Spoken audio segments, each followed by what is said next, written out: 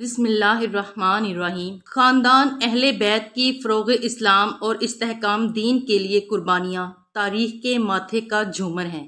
انہی قربانیوں میں سے ایک قربانی صاحبزادی نواسہ رسول حضرت سیدہ سکینہ کی ہے۔ نواسہ رسول سیدنا امام حسین فرمایا کرتے تھے کہ مجھے وہ گھر اچھا نہیں لگتا جس گھر میں سکینہ اور ام رباب نہ ہو۔ میدان کربلا سے لے کر شام تک کوئی ایسا ظلم نہ تھا جو پیاری سکینہ نے نہ سہا ہو۔ حضرت سکینہ کو اپنے ابا حضرت حسین رضی اللہ عنہ سے بہت ہی پیار تھا اور 4 سال کی بچی کو سیدہ زینب کے حوالے کر دیتے ہیں۔ سیدہ زینب اور سیدہ ام کلثوم اور تمام اہل حرم و امام حسین سے لپٹ کر رونے لگے۔ امام حسین رضی اللہ عنہ کی شہادت پر ایک قیامت کا سماں آ گیا۔ بالآخر امام حسین رضی اللہ عنہ اپنے گھوڑے پر سوار ہیں۔ یزیدی فوج میں یہ ہمت نہ تھی کہ وہ آپ رضی اللہ عنہ کا مقابلہ کر سکیں۔ یزیدی فوج آپ رضی اللہ تعالی عنہ سے 10 میل دور ہو کر آپ رضی اللہ تعالی عنہ پر تیروں کی برسات کرتے رہے۔ تیر لگنے سے آپ رضی اللہ تعالی عنہ کا جسم تیروں سے چور ہو چکا تھا۔ اچانک ایک آواز غیب سے آئی کہ حسین اب میری طرف پلٹ آ، میں تم سے راضی ہوں، تم بھی مجھ سے راضی ہو جاؤ۔ حکم خداوندی ہوا تو امام حسین نے اپنی تلوار کو نیلام میں کر دیا۔ جب یزیدی فوج نے دیکھا کہ تلوار نیلام میں ہو گئی ہے تو انہوں نے اکٹھے ہو کر امام حسین پر حملہ کر دیا۔ سنان ابن انس نے ایک ایسا سخت نیزے سے وار کیا جس کی وجہ سے آپ رضی اللہ تعالی عنہ گھوڑے سے گرنے لگے۔ اتنے میں بدبخت حرملہ نے امام حسین کی پیشانی پر تیر مارا جس کی وجہ سے آپ رضی اللہ عنہ گھوڑے سے زمین پر گر گئے۔ جب امام حسین رضی اللہ تعالی عنہ زمین پر گرے تو میدان کربلا کی زمین ہلنے لگی، ہر طرف زلزلہ رونما ہو گیا۔ مولانا حسین رضی اللہ عنہ کے گرتے ہی زمین میں موجود ہر چیز ہل گئی، آسمان کانپنے لگ گیا، ہر طرف یزیدی لشکر کا شور و غل اور شادیانے بج گئے۔ بی بی سکینہ خیمے سے آئیں اور آپ نے پوچھا کہ میرے بابا کہاں ہیں؟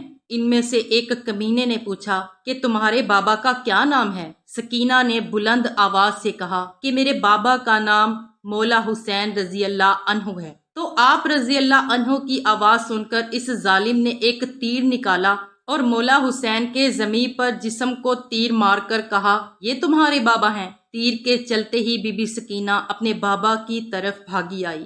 بدبخت یزیدی فوج مولا حسین رضی اللہ عنہ پر ظلم کے پہاڑ توڑ رہے تھے۔ ننھی سی 4 سال کی بچی اپنے بابا جان کے قریب سے ذبح ہوتے ہوئے دیکھ رہی تھی۔ شمر چھوٹی سی بچی کو دیکھ پر مولا حسین رضی اللہ عنہ کے جسم پر ضرب لگاتا جا رہا تھا۔ شمر نے مولا حسین رضی اللہ عنہ کی گردن پر 13 ضربیں لگائیں۔ شمر نے تلوار حضرت سکینہ کی طرف لہرا کر مولا حسین رضی اللہ عنہ کے جسم پر ضرب سے ضرب لگاتا جا رہا تھا۔ مولا حسین رضی اللہ عنہ کی جب شہادت ہو گئی تھی تو ظالموں نے آپ رضی اللہ عنہ کے جسم پر گھوڑے دوڑاتے رہے۔ کسی نے زین العابدین سے پوچھا کہ اے امام ہم کو بتا دیجئے کہ جب پہلی دفعہ خیموں میں آگ لگی تھی تو کس طرح سے چھوٹے چھوٹے بچے خیموں سے باہر نکلے تھے؟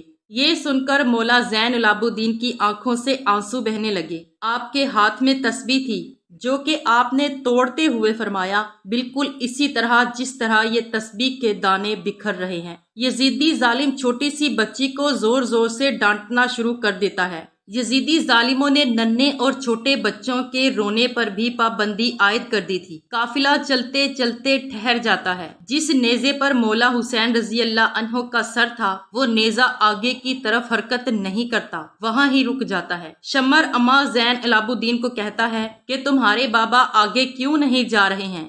سید سجاد نے سیدہ زینب سے فرمایا کہ پھوپھی جان بابا کا سر مبارک آگے نہیں جا رہا ہے۔ یہ بات سن کر سیدہ زینب نے بی بی سکینہ کو تلاش کرنا شروع کر دیا کہ بی بی سکینہ کہاں چلی گئی ہیں۔ پھر سیدہ زینب بی بی سکینہ کو تلاش کر رہی ہیں۔ بی بی زینب نے دیکھا کہ ایک نقاب پوش خاتون نے ننھی سکینہ کو اپنی گود میں اٹھایا ہوا ہے۔ بی بی زینب نے حیران ہو کر اس سے پوچھا کہ تم کون ہو؟ جب سے ہم کو قید کیا گیا ہے ہم سے کسی نے بھی ایسا رویہ اختیار نہیں کیا ہے۔ اس نے جواب دیتے ہوئے اپنے چہرے سے نقاب ہٹا کر کہا کہ میں تمہاری ماں بی بی فاطمہ ہوں۔ یہ سن کر زینب بھی اپنی ماں کے گلے لگ کر رونے لگی۔ زینب بی بی سکینہ کو لے کر واپس آ گئی۔ یہاں کچھ روایات میں ہے کہ شمر کو پتہ چلا کہ قافلہ بی بی سکینہ کی وجہ سے رکا تھا تو اس نے ایک کوڑی شہزادی سکینہ کو سزا کے طور پر مارا۔ شمر کمینے نے 4 سال کی بچی کے ہاتھ باندھ کر اونٹ کی پشت پر بٹھا دیا اور کہنے لگا،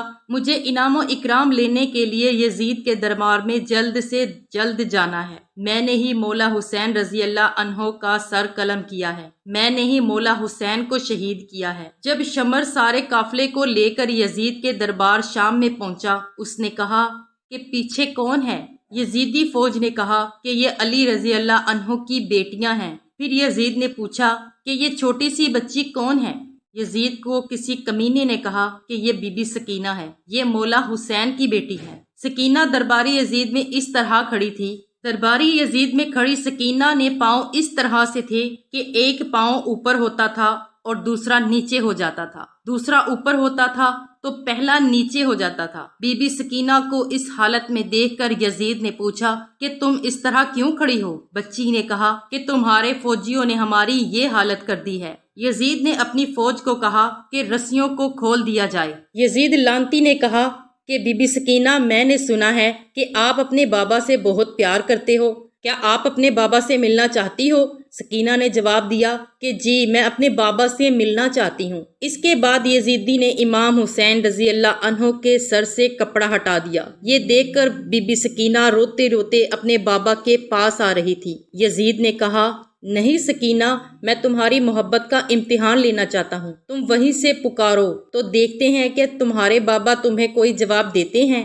یہ بات سن کر بی بی سکینہ نے اپنے بابا سے کہا کہ بابا جان، یہ میری محبت کا امتحان ہے۔ بی بی سکینہ کے منہ سے یہ الفاظ نکلنے ہی تھے کہ سر حسین اٹھا اور بی بی سکینہ کی گود میں آ گیا۔ بی بی سکینہ اپنے بابا کے چہرے پر ہاتھ رکھ کر رو رہی تھی کہ یزید نے اپنے سپاہیوں کو حکم دیا کہ ان سب کو زندان میں قید کر دیا جائے۔ اس کے بعد یزیدی فوج نے آل محمد صلی اللہ علیہ وآلہ وسلم کی اولاد کو زندان میں قید کر دیا۔ زندان سے جب پرندے آتے جاتے تھے تو بی بی سکینہ اپنے بھائی سید سجاد سے پوچھتی تھی کہ بھائی جان، یہ پرندے یہاں کیا لینے آتے ہیں؟ سید سجاد نے فرمایا کہ میری بہن، یہ اپنے گھر آ جا رہے ہیں۔ یہ بات سن کر سکینہ نے فرمایا کہ بھائی جان، ہم کب اپنے وطن جائیں گے؟ یہ بات کرتے ہوئے سکینہ اپنے بابا مولا حسین کو یاد کرتے کرتے رونے لگ گئیں۔ وہ روتے روتے بے ہوش ہو گئی۔ بی بی سکینہ نے اپنے بابا کو خواب میں دیکھا کہ مولا حسین رضی اللہ عنہ آپ کو لینے آئے ہیں۔ سکینہ نے دیکھا کہ بابا آئے ہوئے ہیں۔ سکینہ نے کہا،